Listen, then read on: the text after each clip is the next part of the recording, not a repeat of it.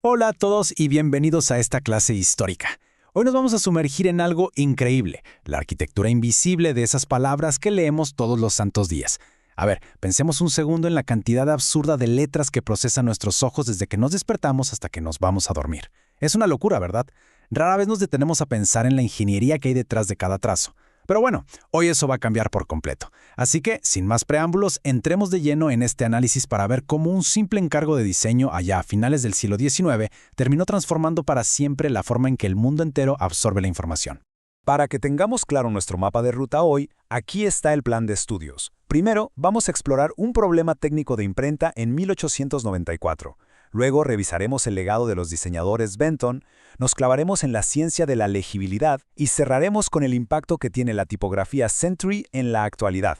Excelente. Empecemos con la primera parte. Un problema de imprenta en 1894. Viajemos en el tiempo para entender el contexto. A finales del siglo XIX, la imprenta era la reina absoluta de los medios, pero tenía unas crisis de claridad bastante serias que necesitaban soluciones urgentes. Fíjense cómo empezó todo este enredo. Resulta que en la década de 1890, Theodore Lowe de Winne, que era el editor de la famosísima The Century Magazine, tenía un dolor de cabeza enorme. El texto de su revista era súper difícil de leer en las prensas de la época. Simplemente no funcionaba. Así que en una movida bastante audaz, mandó a hacer una tipografía completamente personalizada.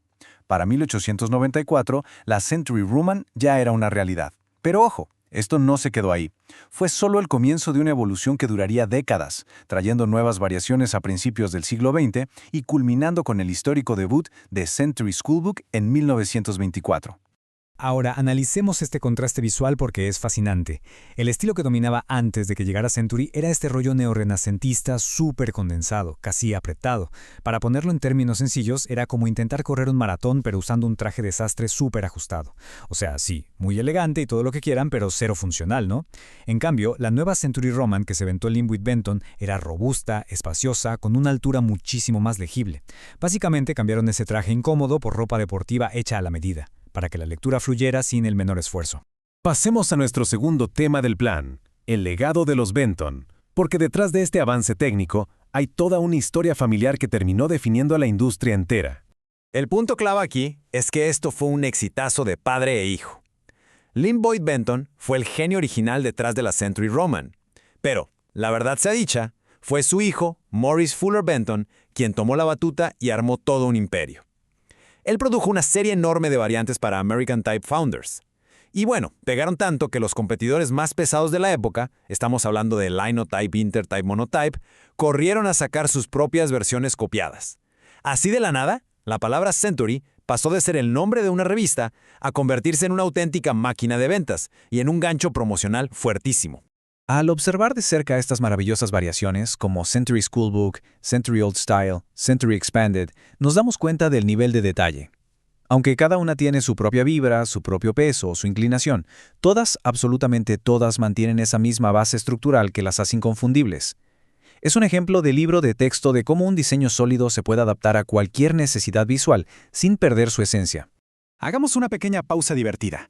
Esta frase del veloz murciélago hindú comiendo kiwi es un pangrama en español, es decir, una oración que usa absolutamente todas las letras del alfabeto. Y créanme, es la prueba de fuego para cualquier tipografía. Al verla escrita en Century Schoolbook, comprobamos la increíble versatilidad que tiene el diseño.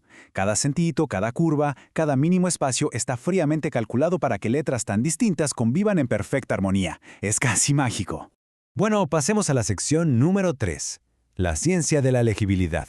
Vamos a dejar la historia de lado un ratito para meternos en la ciencia dura, porque el hecho de que a nuestros ojos les encante esta tipografía no es obra de la casualidad, es pura biología y matemáticas.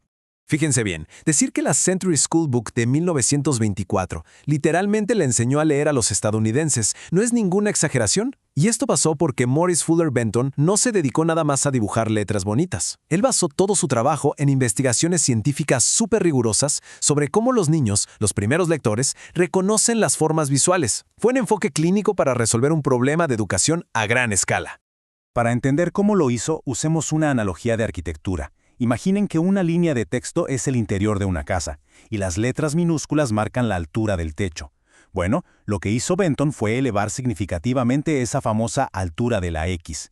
Al levantar el techo de las minúsculas, el cuarto de repente se siente más grande, mucho menos claustrofóbico. Las letras se ven más claras e imponentes y eso permite que el ojo las escanee rapidísimo.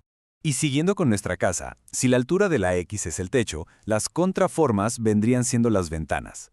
Las contraformas son esos espacios en blanco que quedan encerrados en letras como la O, la E o la P. En la Century Schoolbook abrieron estas ventanas de par a par.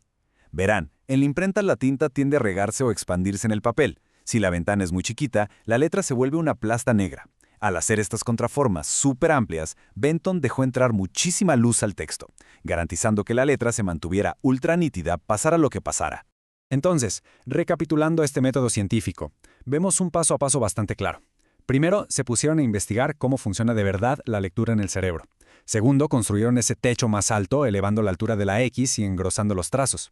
Tercero, abrieron las ventanas, o sea, las contraformas, para que entrara la luz. Y cuarto, le dieron un poco más de aire, aumentando el espaciado entre cada letra. El resultado final, una auténtica obra maestra de la legibilidad. Y así llegamos a nuestra última sección, Century en la actualidad. Vamos a ver cómo esta maravilla técnica de hace más de 100 años sigue dictando las reglas del diseño hasta el día de hoy. Claro, hay que decirlo, Century no está sola en el mundo. En el Salón de la Fama de las Tipografías Clásicas se codea con otras grandes leyendas que seguro han visto, como Bookman, Caslon o Clarendon. Estas fuentes también te dan esa sensación de confianza y tradición, pero Century mantiene un estatus súper especial, justo por ese diseño calculadísimo que acabamos de ver, pensado para la claridad extrema.